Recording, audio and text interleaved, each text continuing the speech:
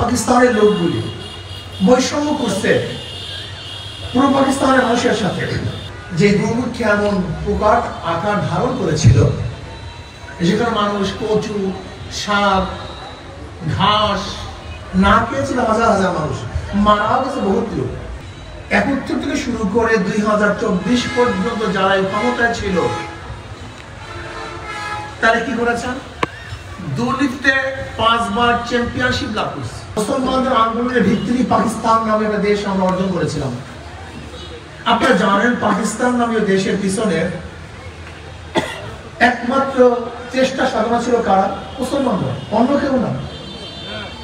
এই মুসলমানদের কারণেই পাকিস্তান সৃষ্টি হয়েছিল। পাকিস্তানের দুটো অংশ, পশ্চিম পাকিস্তান, পূর্ব পাকিস্তান। ভেবেছিলাম মুসলমানদের জন্য যেহেতু স্বতন্ত্র কান্ট্রি হয়ে গেছে, দেশ হয়ে গেছে, এখন শান্তি পাবো, মুক্তি পাবো।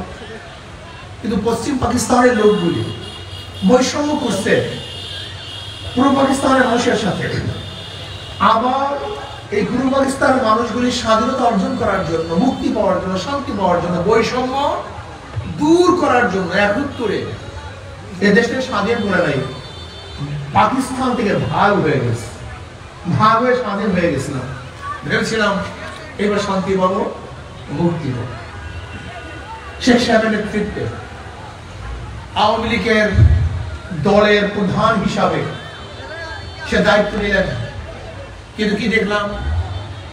৭৪-এর দুর্ভিক্ষ, যে দুর্ভিক্ষ এমন প্রকার আকার ধারণ করেছিল, যেখানে মানুষ কচু, শাক, ঘাস না পেয়েছিল হাজার হাজার মানুষ, মারাও গেছে বহুত লোক।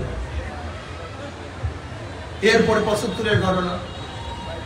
এরপর আবার দেখলাম জিয়াউর রহমান সাহেব ক্ষমতা গ্রহণ করেছেন। ভেবেছিলাম এবার আর বৈষম্য থাকবে, এবার মানুষের দুঃখ থাকবে না। কিন্তু